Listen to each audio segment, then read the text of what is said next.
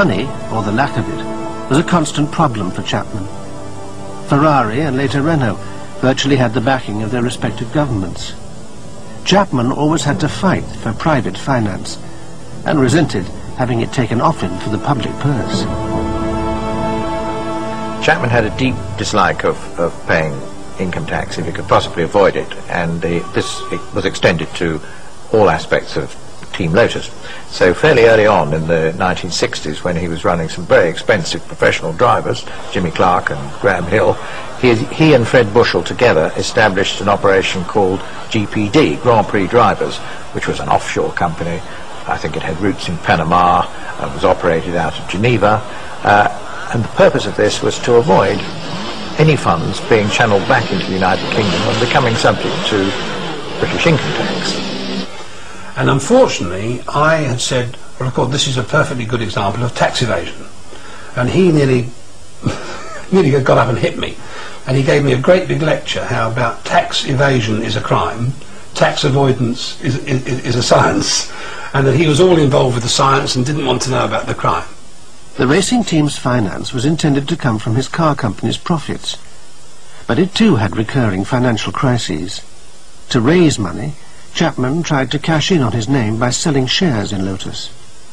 Colin Chapman never ever should have gone public with his company. That was a huge mistake. I think he acknowledged that, and he certainly would have bought it back if he possibly could. He had no patience whatsoever for the interests of shareholders if he continued simply running a private company, which is what he should have done, and of course what he wanted to do. Things would have been different.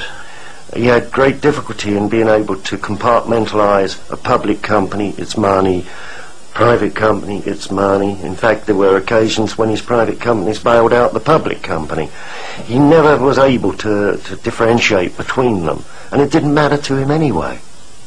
The shareholders of Lotus were purely people who'd been given the opportunity of participating in Colin Chapman's success.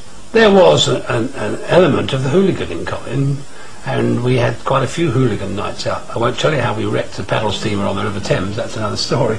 But part of the public flotation was we rented a bus and went round London in it and had a marvellous time. And at one point the police were loading the ladies of the night into a Black Maria, and by the time the police had got the ladies of the night in, the Black Maria had no tail lights and no headlights, and Colin had got the lot.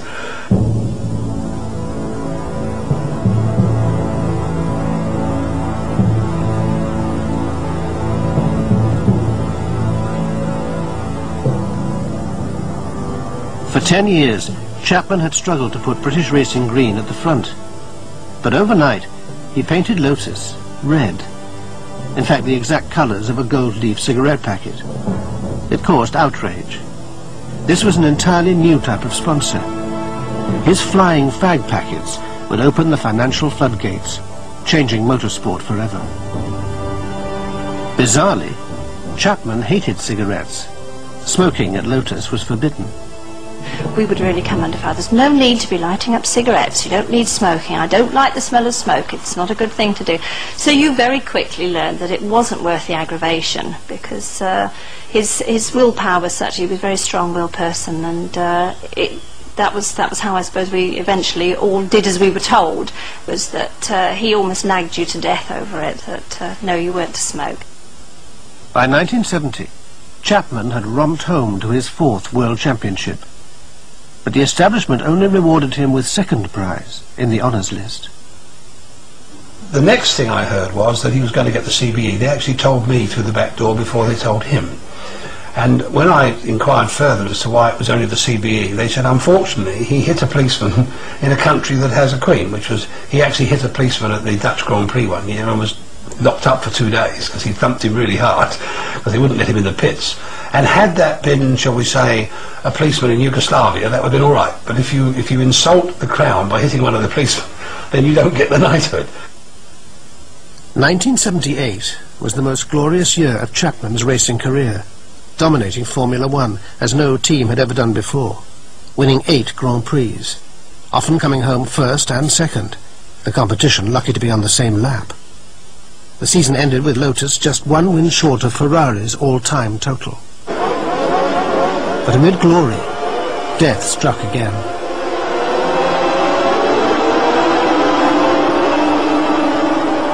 In Italy, Ronnie Peterson, the number 2 driver, crashed.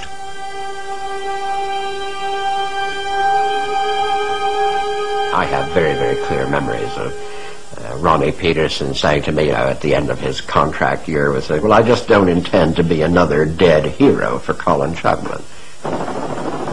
When Peterson died in last year's model, Chapman refused responsibility, blaming the racing team for not finishing a new and safer car in time. Colin always felt Peterson wouldn't have been killed if he'd have been driving a Type 79 with a carbon fibre tub. He was driving a Type 78 with an aluminium honeycomb, and it crumpled and crushed his feet, and he eventually died with a poisoning or something. And that was Colin turned his face against the racing team then. He became much more remote. Instead of being in the workshop with them, laughing and joking, he didn't go into the workshop anymore. Chapman now seemed to lose his passion for racing. It would be 4 years before Lotus won another race. With his sponsors threatening to quit, Lotus sales were crashing in the States due to new safety regulations. He desperately needed a new source of cash. One day in 1978, racing journalist Peter Windsor found himself alone in Chapman's office. I sat down, and there was a notepad in the middle of the desk, and I kid you not, in the middle of the notepad there was just one word, and it was DeLorean, with a line under it, and it was Chapman's handwriting.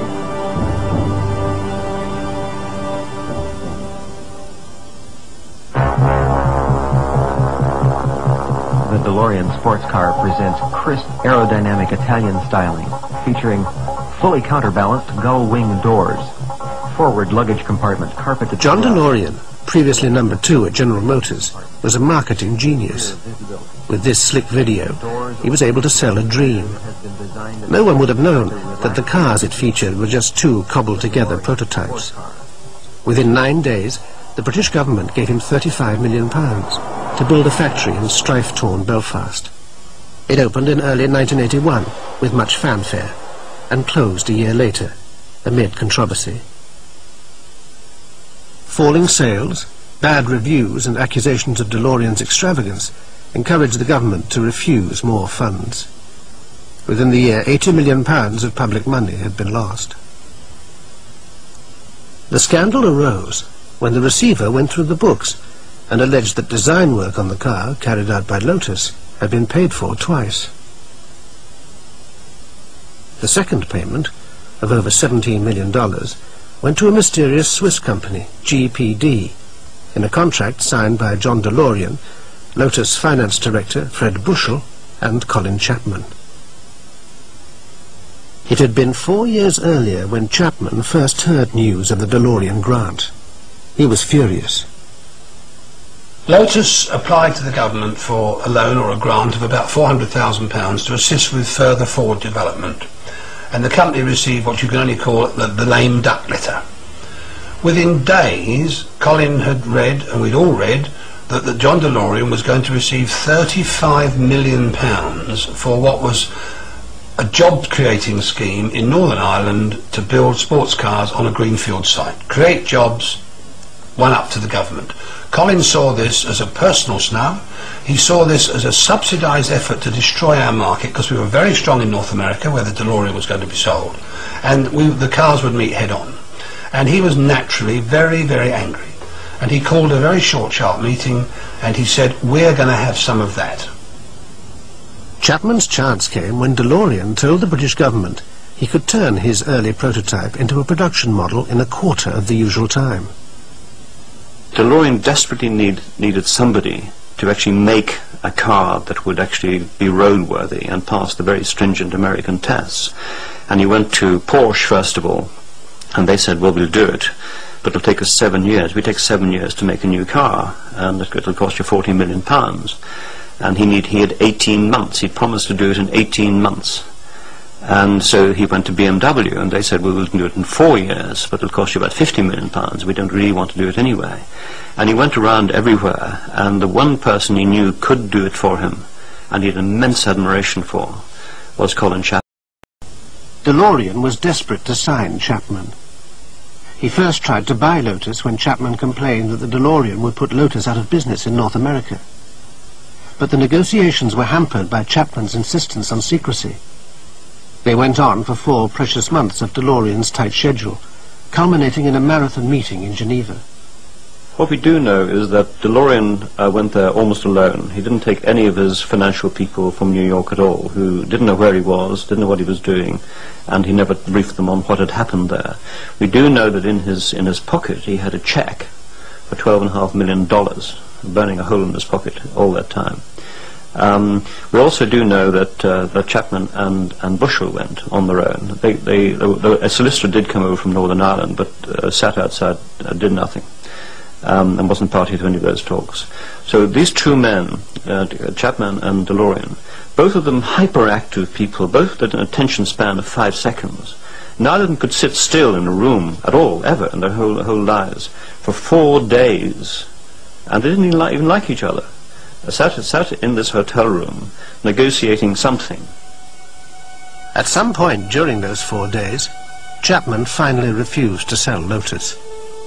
But he agreed to redesign the DeLorean if the profits on the job were paid up front to a Swiss company, GPD. The check in DeLorean's pocket for $12.5 million was money from his American investors, but he raised the amount to $17.65 million to get Chapman. But even with this deal on the table, at the last minute, Chapman still wavered, openly contemptuous of DeLorean's prototype. He couldn't see how this car could work, and he kept saying, nothing on your car works. You're trying to build this car with these gull-wing doors just because it's a gimmick. But you can't do that, because if you gull-wing doors, you have to hinge in the middle of the roof, and they have to come down an awful long way down to the bottom, and they won't fit. And what if the car rolls over, he said. If it rolls over and sits on its roof, how do you get out of this car? The American authority would just never pass it. They won't allow it. This car is a nonsense, and I don't want to build it. And DeLorean kept compromising and kept coming back and kept coming back. And Chapman was for walking out of the deal. He actually genuinely didn't want DeLorean's money at that point. It's a very interesting point. And it was Fred Bushell who kept pulling him back and saying, "We need the money. We need this work. Please come back in and talk to the guy. At least talk to the guy. Keep talking." And sometime during that period, we can only speculate here, I don't think we'll ever fully know the answer, but sometime during that period, John DeLorean must have said, "Look, we will pay this money. I've raised now $17.65 million for research and development. Now, I'm going to give you," he must have said half, because we now know they've effectively split that money. And Colin Chapman. DeLorean claims that Chapman got all the money, then spent half of it on DeLorean shares. This happened. Chapman was convinced that our company was going to put his out of business. So he refused to take the contract unless he had an opportunity to buy a substantial interest in DeLorean Motor Company. That substantial interest was $60 million worth of DeLorean shares, which he says Chapman got for the bargain price of $8.5 million. And DeLorean went back to America knowing that now he had the world's greatest car engineer who was going to build his car for him. But it wasn't anymore going to be a DeLorean car. It was now a Lotus car, because the only way Chapman can do it in those 18 months was basically to build the car that he was already building, the Turbo Esprit, was going to be his new model. So basically this DeLorean car became a version, a slightly altered version, of the Turbo Esprit. Well, there's no question you've got a beautiful car there. It reminds me a lot of a Lotus Esprit, and I guess that's not surprising since it was designed by... No, I don't think it looks like a Lotus at all. What does it remind you of? It's unique. Doesn't remind me of anything that's ever been done before. Corvette or Porsche? No, doesn't look like any of those. Not even a bit like a Lotus? No, I don't see where the similarity is to Lotus. Lotus is a different automobile. It's a chassis of my Lotus Elan. Well, as you see, the chassis has a very Lotus-like design, but then this is what we understand and which we believe works well. Yeah. And it's very nice to see John DeLorean productionizing it and producing it in such large volumes. Yeah. But less than 9,000 DeLoreans were made before the factory closed. The missing millions would haunt Chapman for the rest of his life.